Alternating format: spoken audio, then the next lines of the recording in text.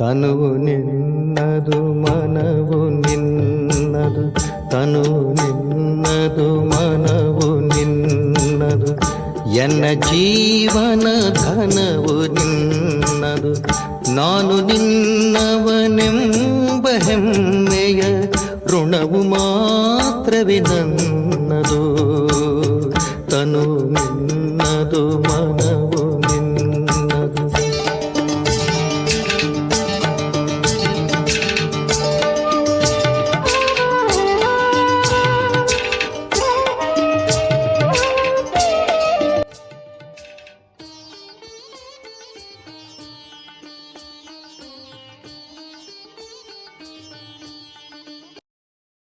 ಓಂ ಶಾಂತಿ.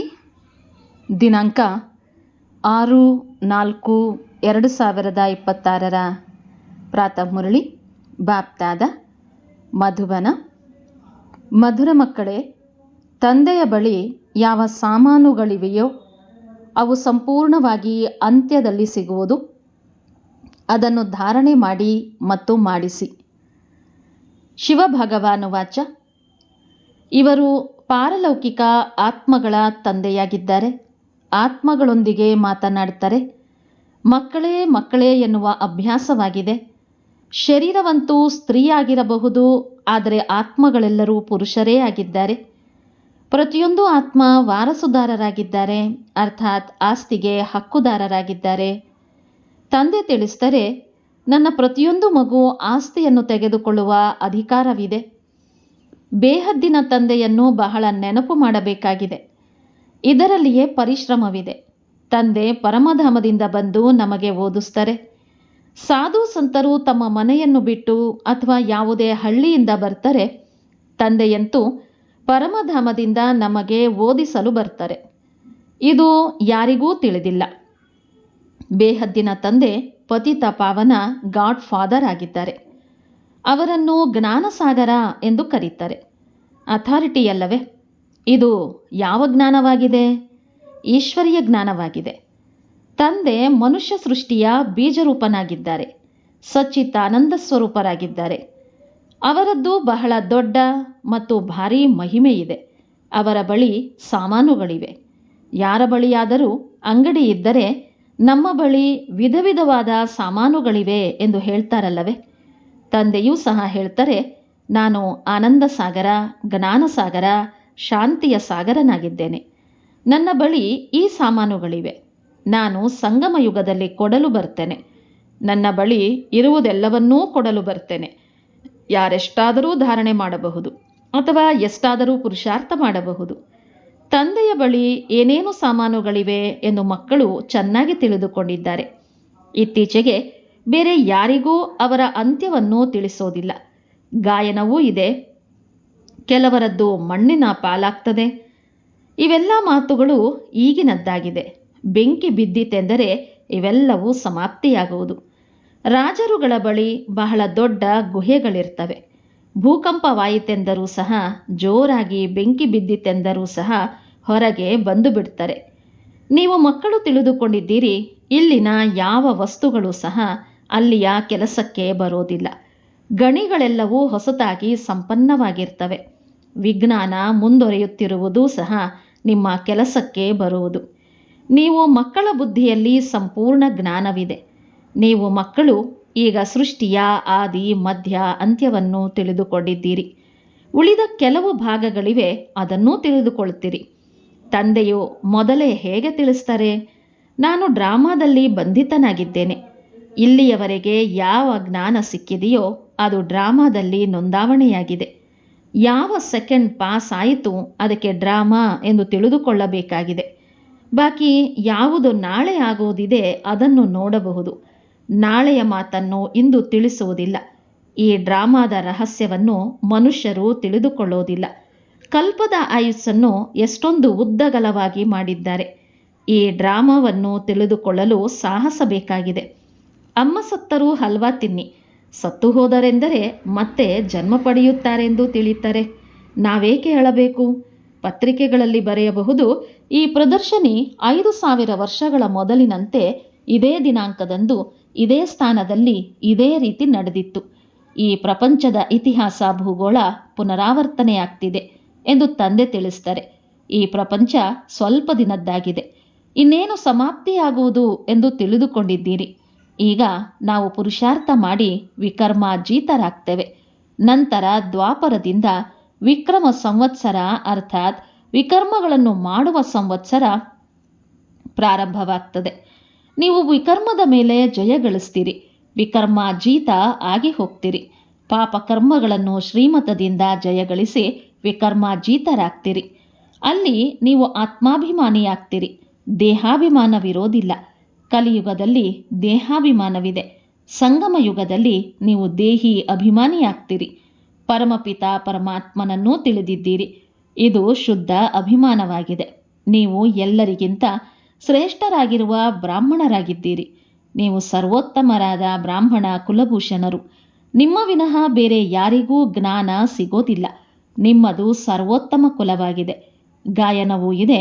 ಅತೀಂದ್ರಿಯ ಸುಖವನ್ನು ಕೇಳಬೇಕೆಂದರೆ ಗೋಪಿವಲ್ಲಭನ ಮಕ್ಕಳೊಂದಿಗೆ ಕೇಳಿ. ನಿಮಗೆ ಈಗ ಲಾಟರಿ ಸಿಕ್ಕಿದೆ. ಯಾವಾಗ ಬಡವರಿಂದ ಸಾಹುಕಾರರಾಗ್ತೀರಿ ಅಷ್ಟು ಖುಷಿ ಯಾವುದೇ ವಸ್ತು ಸಿಕ್ಕಿದರೆ ಇಷ್ಟು ಖುಷಿಯಾಗೋದಿಲ್ಲ. ಎಷ್ಟು ಪುರುಷಾರ್ಥ ಮಾಡುತ್ತೇವೆಯೋ ಅಷ್ಟು ತಂದೆಯಿಂದ ರಾಜಧಾನಿಯ ಆಸ್ತಿ ಸಿಗ್ತದೆ ಎಂದು ತಿಳಿದುಕೊಂಡಿದ್ದೀರಿ.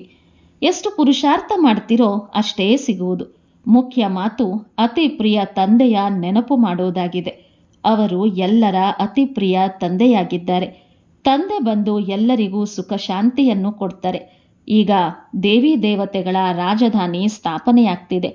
ಅಲ್ಲಿ ರಾಜ ರಾಣಿ ಇರೋದಿಲ್ಲ. ಅಲ್ಲಿರುವವರನ್ನು ಮಹಾರಾಜ ಮಹಾರಾಣಿ ಎಂದು ಕರೀತಾರೆ. ಒಂದು ವೇಳೆ ಭಗವಾನ್ ಭಗವತಿ ಎಂದು ಕರೆದರೆ ನಂತರ ಯಥಾ ರಾಜ ರಾಣಿ ತಥಾ ಪ್ರಜಾ ಎಲ್ಲರೂ ಭಗವಾನ್ ಭಗವತಿಯರಾಗ್ತಾರೆ. ಆದ್ದರಿಂದ ಭಗವಾನ್ ಭಗವತಿ ಎಂದು ಕರೆಯೋದಿಲ್ಲ. ಭಗವಂತ ಒಬ್ಬರೇ ಆಗಿದ್ದಾರೆ. ಮನುಷ್ಯರಿಗೆ ಭಗವಂತನೆಂದು ಕರೆಯೋದಿಲ್ಲ. ಸೂಕ್ಷ್ಮವತನವಾಸಿ ಬ್ರಹ್ಮ ವಿಷ್ಣು ಶಂಕರರಿಗೂ ಸಹ ದೇವತೆ ಎಂದು ಕರೀತಾರೆ. ಸೂಕ್ಷ್ಮವತನವಾಸಿಯನ್ನು ಭಗವಾನ್ ಭಗವತಿ ಎಂದು ಹೇಗೆ ಕರೆಯೋದು? ಶ್ರೇಷ್ಠಾತಿ ಶ್ರೇಷ್ಠವಾದದ್ದು ಮೂಲವತನವಾಗಿದೆ. ನಂತರ ಸೂಕ್ಷ್ಮವತನ. ಈ ಲೋಕ 3ನೇ ನಂಬರಿನದ್ದಾಗಿದೆ. ಇದು ನಿಮ್ಮ ಬುದ್ಧಿಯಲ್ಲಿರಬೇಕಾಗಿದೆ. ನಾವಾತ್ಮಗಳ ತಂದೆ ಶಿವತಂದೆ ಶಿಕ್ಷಕನೂ ಆಗಿದ್ದಾರೆ, ಗುರುವೂ ಆಗಿದ್ದಾರೆ, ಚಿನ್ನದ ಆಚಾರಿಯೂ ಆಗಿದ್ದಾರೆ, ವಕೀಲರೂ ಆಗಿದ್ದಾರೆ. ಎಲ್ಲರನ್ನೂ ರಾವಣನ ಜೈಲಿನಿಂದ ಬಿಡಿಸ್ತಾರೆ. ಶಿವತಂದೆ ದೊಡ್ಡ ವಕೀಲರಾಗಿದ್ದಾರೆ. ಅಂತಹ ತಂದೆಯನ್ನು ಏಕೆ ಮರೀತೀರಿ? ಬಾಬಾ ಮರೆತು ಹೋಗ್ತೇವೆಂದು ಏಕೆ ಮರೀತೀರಿ? ಮಾಯೆಯ ಬಿರುಗಾಳಿಗಳು ಬಹಳ ಬರ್ತವೆ ಎನ್ನುತ್ತಾರೆ. ತಂದೆ ತಿಳಿಸ್ತಾರೆ, ಇದು ಆಗಲೇಬೇಕಾಗಿದೆ. ಸ್ವಲ್ಪವಂತೂ ಪರಿಶ್ರಮ ಪಡಲೇಬೇಕು. ಇದು ಮಾಯೆಯೊಂದಿಗಿನ ಯುದ್ಧವಾಗಿದೆ. ನೀವು ಪಾಂಡವರು ಯಾವುದೇ ಕೌರವರೊಂದಿಗೆ ಯುದ್ಧ ಮಾಡೋದಿಲ್ಲ. ಪಾಂಡವರು ಯುದ್ಧ ಮಾಡಲು ಹೇಗೆ ಸಾಧ್ಯ? ಹಾಗೆಂದು ಹೇಳಿದರೆ ಹಿಂಸಾತ್ಮಕ ಯುದ್ಧವಾಗ್ತದೆ. ತಂದೆ ಯಾವುದೇ ಹಿಂಸೆಯನ್ನು ಕಲಿಸೋದಿಲ್ಲ. ಸ್ವಲ್ಪವೂ ತಿಳಿದುಕೊಂಡಿಲ್ಲ.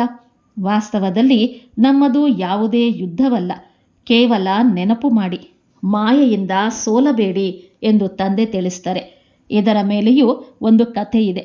ಮೊದಲು ಸುಖ ಬೇಕೋ ಅಥವಾ ದುಃಖ ಬೇಕೋ ಎಂದು ಕೇಳಿದರೆ ಸುಖ ಬೇಕೆಂದು ಹೇಳಿದರು. ಸತ್ಯಯುಗದಲ್ಲಿ ದುಃಖವಿರಲು ಸಾಧ್ಯವಿಲ್ಲ. ಈ ಸಮಯದಲ್ಲಿ ಎಲ್ಲ ಸೀತೆಯರು ಶೋಕವಾಟಿಕೆಯಲ್ಲಿದ್ದಾರೆಂದು ನೀವು ತಿಳಿದುಕೊಂಡಿದ್ದೀರಿ. ಇಡೀ ಪ್ರಪಂಚವೆಂಬ ಸಾಗರದ ಮಧ್ಯೆ ಲಂಕೆ ಇದೆ. ಈಗ ಎಲ್ಲರೂ ರಾವಣನ ಜೈಲಿನಲ್ಲಿದ್ದಾರೆ. ಎಲ್ಲರ ಸದ್ಗತಿಯನ್ನು ಮಾಡಲು ತಂದೆ ಬಂದಿದ್ದಾರೆ. ಎಲ್ಲರೂ ಶೋಕವಾಟಿಕೆಯಲ್ಲಿದ್ದಾರೆ. ಸ್ವರ್ಗದಲ್ಲಿ ಸುಖವಿದೆ, ನರಕದಲ್ಲಿ ದುಃಖವಿದೆ. ಇದನ್ನು ಶೋಕವಾಟಿಕೆ, ಅದು ಅಶೋಕವಾಟಿಕೆ, ಸ್ವರ್ಗವಾಗಿದೆ. ಇದರಲ್ಲಿ ಬಹಳ ದೊಡ್ಡ ಅಂತರವಿದೆ. ನೀವು ಮಕ್ಕಳು ಪ್ರಯತ್ನಪಟ್ಟು ನೆನಪು ಮಾಡಿದಿರೆಂದರೆ ಖುಷಿಯ ನಶೆ ಏರ್ತದೆ. ತಂದೆಯ ಮತದಂತೆ ನಡೆಯದಿದ್ದರೆ ಅವರು ಮಲತಾಯಿ ಮಕ್ಕಳಾಗಿದ್ದಾರೆ. ಮತ್ತೆ ಪ್ರಜೆಗಳಲ್ಲಿ ಹೊರಟು ಹೋಗ್ತಾರೆ. ಸ್ವಂತ ಮಕ್ಕಳು ರಾಜಧಾನಿಯಲ್ಲಿ ಹೊರಟು ಹೋಗ್ತಾರೆ. ರಾಜಧಾನಿಯಲ್ಲಿ ಬರಬೇಕೆಂದರೆ ಶ್ರೀಮತದಂತೆ ನಡೆಯಬೇಕು. ಕೃಷ್ಣನ ಮತ ಇಲ್ಲಿ ಸಿಗೋದಿಲ್ಲ. ಮತವಿರುವುದೇ 2 ರೀತಿ ಇದೆ. ಈಗ ನೀವು ಶ್ರೀಮತವನ್ನು ಪಡೆದು ನಂತರ ಅದರ ಫಲವನ್ನು ಸತ್ಯಯುಗದಲ್ಲಿ ಭೋಗಿಸ್ತೀರಿ. ನಂತರ ದ್ವಾಪರದಲ್ಲಿ ರಾವಣನ ಮತ ಸಿಗ್ತದೆ. ಎಲ್ಲರೂ ರಾವಣನ ಮತದಂತೆ ಅಸುರರಾಗಿದ್ದಾರೆ. ಈಗ ಎಲ್ಲರೂ ರಾವಣನ ಮತದಂತೆ ಅಸುರರಾಗಿದ್ದಾರೆ. ನಿಮಗೆ ಈಶ್ವರಿಯ ಮತ ಸಿಗ್ತದೆ. ಮತವನ್ನು ಕೊಡುವವರು ಒಬ್ಬರೇ ತಂದೆ ಈಶ್ವರನಾಗಿದ್ದಾರೆ. ನೀವು ಈಶ್ವರಿಯ ಮತದಂತೆ ಎಷ್ಟೊಂದು ಪವಿತ್ರರಾಗ್ತಿದ್ದೀರಿ. ವಿಷಯ ಸಾಗರದಲ್ಲಿ ಮುಳುಗುವುದು ಮೊದಲ ಪಾಪವಾಗಿದೆ. ದೇವತೆಗಳು ವಿಷಯ ಸಾಗರದಲ್ಲಿ ಮುಳುಗೋದಿಲ್ಲ. ಅಲ್ಲಿ ಮಕ್ಕಳಾಗುವುದಿಲ್ಲವೇ ಎಂದು ಕೇಳ್ತಾರೆ. ಮಕ್ಕಳು ಏಕೆ ಆಗೋದಿಲ್ಲ? ಆದರೆ ಅದು ನಿರ್ವಿಕಾರಿ ಪ್ರಪಂಚ. ಸಂಪೂರ್ಣ ನಿರ್ವಿಕಾರಿಗಳಿರ್ತಾರೆ. ಅಲ್ಲಿ ಯಾವುದೇ ವಿಕಾರವಿರುವುದಿಲ್ಲ. ದೇವತೆಗಳು ಆತ್ಮಾಭಿಮಾನಿಗಳಾಗಿರ್ತಾರೆ, ಪರಮಾತ್ಮಾಭಿಮಾನಿಗಳಲ್ಲ ಎಂದು ತಿಳಿಸ್ತಾರೆ. ನೀವು ಆತ್ಮಾಭಿಮಾನಿಗಳೂ ಆಗಿದ್ದೀರಿ, ಪರಮಾತ್ಮಾಭಿಮಾನಿಗಳೂ ಆಗಿದ್ದೀರಿ. ಮೊದಲು ಎರಡೂ ಆಗಿರಲಿಲ್ಲ. ಸತ್ಯಯುಗದಲ್ಲಿ ಪರಮಾತ್ಮನನ್ನು ತಿಳಿದುಕೊಂಡಿರಲಿಲ್ಲ. ಆತ್ಮವೇ ತಿಳಿದುಕೊಂಡಿರ್ತದೆ. ನಾನು ಈ ಶರೀರವನ್ನು ಬಿಟ್ಟು ಹೊಸ ಶರೀರ ತೆಗೆದುಕೊಳ್ಳುತ್ತೇನೆ. ಈಗ ಹಳೆಯದನ್ನು ಬಿಟ್ಟು ಹೊಸತನ್ನು ತೆಗೆದುಕೊಳ್ಳಬೇಕಾಗಿದೆ ಎಂದು ಮೊದಲೇ ತಿಳಿದುಕೊಂಡು ಬಿಡುತ್ತದೆ. ಮಕ್ಕಳ ಜನ್ಮವಾಗುತ್ತದೆ ಎಂದರೆ ಮೊದಲೇ ಸಾಕ್ಷಾತ್ಕಾರವಾಗ್ತದೆ. ಯೋಗ ಬಲದಿಂದ ನೀವು ಇಡೀ ವಿಶ್ವದ ಮೇಲೆ ಮಾಲೀಕರಾಗ್ತೀರಿ. ಅಂದ ಮೇಲೆ ಯೋಗ ಬಲದಿಂದ ಮಕ್ಕಳಾಗುವುದಿಲ್ಲವೇ? ಯೋಗ ಬಲದಿಂದ ಯಾವುದೇ ವಸ್ತುವನ್ನು ನೀವು ಪಾವನ ಮಾಡಬಹುದು. ಆದರೆ ನೆನಪನ್ನು ನೀವು ಮರೆತು ಹೋಗ್ತೀರಿ. ಕೆಲವರಿಗೆ ಅಭ್ಯಾಸವಾಗ್ತದೆ. ಬಹಳ ಸನ್ಯಾಸಿಗಳೂ ಇರ್ತಾರೆ. ಯಾರಿಗೆ ಭೋಜನದ ಮೇಲೆ ಗಮನವಿರುತ್ತದೆಯೋ ಅವರು ಊಟದ ಸಮಯದಲ್ಲಿ ಮಂತ್ರ ಪಠಿಸಿ ನಂತರ ಸ್ವೀಕಾರ ಮಾಡ್ತಾರೆ. ನಿಮಗೂ ಸಹ ಪಥ್ಯವನ್ನು ತಿಳಿಸಲಾಗಿದೆ. ಯಾವುದೇ ರೀತಿಯ ಮಾಂಸ ಇತ್ಯಾದಿಗಳನ್ನು ಸ್ವೀಕರಿಸಬಾರದು. ಏಕೆಂದರೆ ನೀವು ದೇವತೆಗಳಾಗ್ತಿದ್ದೀರಿ. ದೇವತೆಗಳು ಎಂದೂ ಕೊಳಕನ್ನು ತಿನ್ನೋದಿಲ್ಲ. ಅಂತಹ ಪವಿತ್ರರಾಗಬೇಕಾಗಿದೆ. ನನ್ನ ಮೂಲಕ ನನ್ನನ್ನು ತಿಳಿದುಕೊಂಡರೆ ಎಲ್ಲವನ್ನೂ ತಿಳಿದುಕೊಳ್ತೀರಿ. ಮತ್ಯಾವುದೇ ತಿಳಿದುಕೊಳ್ಳುವ ಅಗತ್ಯವಿಲ್ಲ ಎಂದು ತಂದೆ ತಿಳಿಸ್ತಾರೆ. ಸತ್ಯಯುಗದಲ್ಲಿ ವಿದ್ಯೆಯೂ ಸಹ ಭಿನ್ನವಾಗಿರ್ತದೆ. ಈ ಮೃತ್ಯುಲೋಕದ ವಿದ್ಯೆ ಇಲ್ಲಿಯೇ ಅಂತ್ಯವಾಗ್ತದೆ. ಮೃತ್ಯುಲೋಕದ ಎಲ್ಲ ಕೆಲಸ ಕಾರ್ಯಗಳು ಸಮಾಪ್ತಿಯಾಗಿ ಅಮರಲೋಕ ಪ್ರಾರಂಭವಾಗ್ತದೆ. ಮಕ್ಕಳಿಗೆ ಇಷ್ಟೊಂದು ನಶೆ ಏರಬೇಕಾಗಿದೆ. ನೀವು ಮಕ್ಕಳಿಗೆ ಅತೀಂದ್ರಿಯ ಸುಖ, ಪರಮ ಸುಖದಲ್ಲಿರಬೇಕಾಗಿದೆ. ಪರಮಪಿತ ಪರಮಾತ್ಮನ ಮಕ್ಕಳಾಗಿದ್ದೀರಾ ಅಥವಾ ವಿದ್ಯಾರ್ಥಿಗಳಾಗಿದ್ದೀರಾ? ಪರಮಪಿತ ಪರಮಾತ್ಮನು ನಮ್ಮನ್ನು ಮನೆಗೆ ಕರೆದುಕೊಂಡು ಹೋಗ್ತಾರೆ. ಆದ್ದರಿಂದ ಪರಮಾನಂದ ಎಂದು ಹೇಳ್ತಾರೆ. ಸತ್ಯಯುಗದಲ್ಲಿ ಈ ಮಾತುಗಳಿರೋದಿಲ್ಲ. ಈಗ ನೀವಿದನ್ನು ಕೇಳ್ತೀರಿ. ನೀವು ಈ ಸಮಯದಲ್ಲಿ ಈಶ್ವರೀಯ ಪರಿವಾರದವರಾಗಿದ್ದೀರಾ? ಈಗಿನ ಗಾಯನ ಇದೆ. ಅತೀಂದ್ರಿಯ ಸುಖದ ಗಾಯನವನ್ನು ಕೇಳಬೇಕೆಂದರೆ ಗೋಪ ಗೋಪಿಕೆಯರನ್ನು ಕೇಳಿ. ಪರಮಧಾಮದಲ್ಲಿರುವ ತಂದೆ ಬಂದು ನಮ್ಮ ತಂದೆ, ಶಿಕ್ಷಕ, ಗುರುವಾಗ್ತಾರೆ. ಮೂವರೂ ಸೇವಾಧಾರಿಗಳಲ್ಲವೇ? ಯಾರೂ ಸಹ ಅಭಿಮಾನವನ್ನಿಟ್ಟುಕೊಳ್ಳೋದಿಲ್ಲ. ನಿಮ್ಮ ಸೇವೆಯನ್ನು ಮಾಡಿ ನಿಮಗೆ ಎಲ್ಲವನ್ನೂ ಕೊಟ್ಟು ನಿರ್ವಾಣಧಾಮದಲ್ಲಿ ಕುಳಿತುಕೊಳ್ತೇನೆ ಎಂದರೆ ಸೇವಾಧಾರಿ ಆದನಲ್ಲವೇ ಎಂದು ತಿಳಿಸ್ತಾರೆ. ವೈಸರಾಯರು ಯಾವಾಗಲೂ ವಿಧೇಯ ಸೇವಾಧಾರಿಗಳೆಂದು ಸಹಿಯನ್ನು ಹಾಕ್ತಾರೆ. ತಂದೆಯೂ ಸಹ ನಿರಾಕಾರಿ, ನಿರಹಂಕಾರಿಯಾಗಿದ್ದಾರೆ. ಹೇಗೆ ಕುಳಿತು ಓದಿಸ್ತಾರೆ. ಈ ಶ್ರೇಷ್ಠ ವಿದ್ಯೆಯನ್ನು ಯಾರೂ ಓದಿಸಲು ಸಾಧ್ಯವಿಲ್ಲ. ಇಷ್ಟೊಂದು ವಿಷಯವನ್ನು ಯಾರೂ ತಿಳಿಸಲು ಸಾಧ್ಯವಿಲ್ಲ. ಮನುಷ್ಯರಿಗಂತೂ ಈ ಮಾತುಗಳು ಗೊತ್ತಿಲ್ಲ. ಇವರಿಗೆ ಯಾವುದೇ ಗುರು ಕಲಿಸಿಕೊಟ್ಟಿಲ್ಲ. ಗುರುಗಳಂತೂ ಅನೇಕರಿದ್ದಾರೆ. ಒಬ್ಬರಿರುತ್ತಾರೆಯೇ? ಈ ತಂದೆ ಪತಿತರನ್ನು ಪಾವನ ಮಾಡ್ತಾರೆ. ಆದಿಸನಾತನ ದೇವಿ ದೇವತಾ ಧರ್ಮದ ಸ್ಥಾಪನೆ ಮಾಡ್ತಿದ್ದಾರೆ. ತಂದೆ ತಿಳಿಸ್ತಾರೆ, ಕಲ್ಪದ ಸಂಗಮ ಯುಗದಲ್ಲಿ ಬರ್ತೇನೆ. ತಂದೆಯೇ ನಾವು ಕಲ್ಪದ ಹಿಂದೆಯೂ ಮಿಲನ ಮಾಡಿದ್ದೇವೆಂದು ಹೇಳುತ್ತಾರಲ್ಲವೇ? ತಂದೆಯೇ ಬಂದು ಪತಿತರನ್ನು ಪಾವನ ಮಾಡ್ತಾರೆ. ನೀವು ಮಕ್ಕಳನ್ನು 21 ಜನ್ಮಗಳಿಗಾಗಿ ಪಾವನರನ್ನಾಗಿ ಮಾಡ್ತೇನೆ. ಇವೆಲ್ಲವನ್ನು ಧಾರಣೆ ಮಾಡಿ ತಂದೆ ಏನು ತಿಳಿಸಿದರೆಂದು ನೀವು ತಿಳಿಸಬೇಕು. ತಂದೆಯಿಂದ ನಾವು ಮುಂದೆ 21 ಜನ್ಮಗಳ ಆಸ್ತಿಯನ್ನು ಪಡಿತೇವೆ. ಇದು ನೆನಪಿದ್ದರೆ ಖುಷಿ ಇರ್ತದೆ. ಇದೇ ಪರಮಾನಂದವಾಗಿದೆ. ಮಾಸ್ಟರ್ ಜ್ಞಾನಸಾಗರ, ಆನಂದ ಸಾಗರ ಇದೆಲ್ಲವೂ ತಂದೆಯಿಂದ ವರದಾನವಾಗಿ ಸಿಗ್ತದೆ. ಸತ್ಯಯುಗದಲ್ಲಂತೂ ನೀವು ಬುದ್ಧುಗಳಾಗಿರುತ್ತೀರಿ. ಈ ಲಕ್ಷ್ಮೀನಾರಾಯಣರಿಗೆ ಸ್ವಲ್ಪವೂ ಜ್ಞಾನವಿರೋದಿಲ್ಲ. ಇವರಿಗೆ ಇದ್ದಿದ್ದರೆ ಪರಂಪರೆಯಾಗಿ ನಡೆದು ಬರುತ್ತಿತ್ತು. ನಿಮ್ಮಷ್ಟು ಪರಮಾನಂದ ಈ ದೇವತೆಗಳಿಗೂ ಇರಲು ಸಾಧ್ಯವಿಲ್ಲ. ಒಳ್ಳೆಯದು. ಮಧುರಾತಿ ಮಧುರ ಅಗಲಿ ಹೋಗಿ ಮರಳಿ ಸಿಕ್ಕಿರುವ ಮಕ್ಕಳ ಪ್ರತಿ ಮಾತಾಪಿತಾ ಬಾಪ್ದಾದರವರ ನೆನಪು, ಪ್ರೀತಿ ಹಾಗೂ ಸುಪ್ರಭಾತ. ಆತ್ಮಿಕ ಮಕ್ಕಳಿಗೆ ಆತ್ಮಿಕ ತಂದೆಯ ನಮಸ್ತೆ, ಆತ್ಮಿಕ ತಂದೆಗೆ ಆತ್ಮಿಕ ಮಕ್ಕಳ ನಮಸ್ತೆ ನಮಸ್ತೆ ನಮಸ್ತೆ. ಧಾರಣೆಗಾಗಿ ಮುಖ್ಯಾಂಶಗಳು. ದೇವತೆಗಳಾಗಲು ಆಹಾರ ಪಾನೀಯಗಳಲ್ಲಿ ಬಹಳ ಶುದ್ಧವಾಗಿರಬೇಕಾಗಿದೆ. ಬಹಳ ಪಥ್ಯದಲ್ಲಿ ನಡೆಯಬೇಕಾಗಿದೆ. ಯೋಗ ಬಲದಿಂದ ಭೋಜನಕ್ಕೆ ದೃಷ್ಟಿ ಕೊಟ್ಟು ನಂತರ ಸ್ವೀಕಾರ ಮಾಡಬೇಕಾಗಿದೆ. ಪರಮಪಿತ ಪರಮಾತ್ಮನ ಮಕ್ಕಳು ಅಥವಾ ವಿದ್ಯಾರ್ಥಿಗಳಾಗಿದ್ದೇವೆ. ಅವರು ನಮ್ಮನ್ನು ಹಿಂತಿರುಗಿ ತಮ್ಮ ಮನೆಗೆ ಕರೆದುಕೊಂಡು ಹೋಗ್ತಾರೆ. ಇದೇ ನಶೆಯಲ್ಲಿ ಪರಮ ಸುಖ, ಪರಮ ಆನಂದದ ಅನುಭವ ಮಾಡಬೇಕಾಗಿದೆ. ವರದಾನ. ಸೇವೆಯ ಲಗನ್ನಿನ ಮೂಲಕ ಲೌಕಿಕವನ್ನು ಅಲೌಕಿಕ ಪ್ರವೃತ್ತಿಯಲ್ಲಿ ಪರಿವರ್ತನೆ ಮಾಡುವಂತಹ ನಿರಂತರ ಸೇವಾಧಾರಿ ಭವ. ಸೇವಾಧಾರಿಯ ಕರ್ತವ್ಯವಾಗಿದೆ ನಿರಂತರ ಸೇವೆಯಲ್ಲಿರುವುದು. ಭಲೆ ಮನಸಾ ಸೇವೆಯಾಗಿರಬಹುದು, ಭಲೆ ವಾಚಾ ಕರ್ಮಣ ಸೇವೆಯಾಗಿರಬಹುದು. ಸೇವಾಧಾರಿ ಎಂದಿಗೂ ಸಹ ಸೇವೆಯನ್ನು ತನ್ನಿಂದ ಬೇರೆ ಎಂದು ತಿಳಿಯೋದಿಲ್ಲ. ಯಾರ ಬುದ್ಧಿಯಲ್ಲಿ ಸದಾ ಸೇವೆಯ ಲಗನ್ನಿರುವುದೋ ಅವರ ಲೌಕಿಕ ಪ್ರವೃತ್ತಿಯ ಬದಲಾಗಿ ಈಶ್ವರೀಯ ಪ್ರವೃತ್ತಿಯಾಗ್ತದೆ. ಸೇವಾಧಾರಿ ಮನೆಯನ್ನು ಮನೆ ಎಂದು ತಿಳಿಯುವುದಿಲ್ಲ, ಆದರೆ ಸೇವಾಸ್ಥಾನವೆಂದು ತಿಳಿದುಕೊಂಡು ನಡೀತಾರೆ. ಸೇವಾಧಾರಿಯ ಮುಖ್ಯ ಗುಣವೆಂದರೆ ತ್ಯಾಗವಾಗಿದೆ. ತ್ಯಾಗ ವೃತ್ತಿ ಇರುವವರು ಪ್ರವೃತ್ತಿಯಲ್ಲಿ ತಪಸ್ವಿ ಮೂರ್ತಿಯಾಗಿರ್ತಾರೆ. ಇದರಿಂದ ಸೇವೆ ಸ್ವತಃವಾಗಿ ಆಗ್ತದೆ. ಸುವಾಕ್ಯ. ತನ್ನ ಸಂಸ್ಕಾರಗಳನ್ನು ದಿವ್ಯವನ್ನಾಗಿ ಮಾಡಿಕೊಳ್ಳಬೇಕೆಂದರೆ ಮನಸ್ಸು ಬುದ್ಧಿಯನ್ನು ತಂದೆಯ ಮುಂದೆ ಸಮರ್ಪಣೆ ಮಾಡಿಬಿಡಿ. ಅವ್ಯಕ್ತ ಸೂಚನೆ.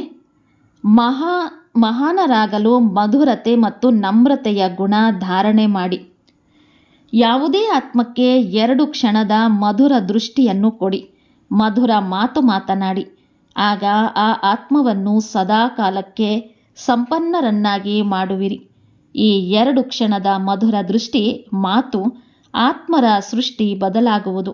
2 ಮಧುರ ಮಾತು ಸದಾಕಾಲಕ್ಕಾಗಿ ಬದಲಾಗಲು ನಿಮಿತ್ತವಾಗುವುದು. ಇಂದಿನ ಮುರಳಿಯ ಪ್ರಶ್ನೋತ್ತರ. ತ್ರಿಕಾಲದರ್ಶಿ ತಂದೆ ಡ್ರಾಮಾದ ಆದಿ ಮಧ್ಯ ಅಂತ್ಯವನ್ನು ತಿಳಿದಿದ್ದರೂ ಸಹ ನಾಳೆಯ ಮಾತನ್ನು ಇಂದು ತಿಳಿಸೋದಿಲ್ಲ ಏಕೆ? ಮಕ್ಕಳೇ, ಒಂದು ವೇಳೆ ನಾಳೆಯ ಮಾತನ್ನು ಇಂದೇ ತಿಳಿಸಿದರೆ ಡ್ರಾಮಾದಲ್ಲಿರುವ ಮಜಾ ಹೊರಟು ಹೋಗ್ತದೆ. ಇದಕ್ಕೆ ಕಾಯಿದೆ ಎನ್ನುವುದಿಲ್ಲ. ಎಲ್ಲವನ್ನೂ ತಿಳಿದಿದ್ದರೂ ಸಹ ನಾನೂ ಸಹ ಡ್ರಾಮಾದಲ್ಲಿ ಬಂಧಿತನಾಗಿದ್ದೇನೆ, ಮೊದಲೇ ತಿಳಿಸಲು ಸಾಧ್ಯವಿಲ್ಲ. ಆದ್ದರಿಂದ ಏನಾಗುತ್ತದೆಯೋ ಎಂಬ ಯೋಚನೆಯನ್ನು ಬಿಟ್ಟುಬಿಡಿ ಎಂದು ತಂದೆ ತಿಳಿಸ್ತಾರೆ. ಒಳ್ಳೆಯದು. ಓಂ ಶಾಂತಿ.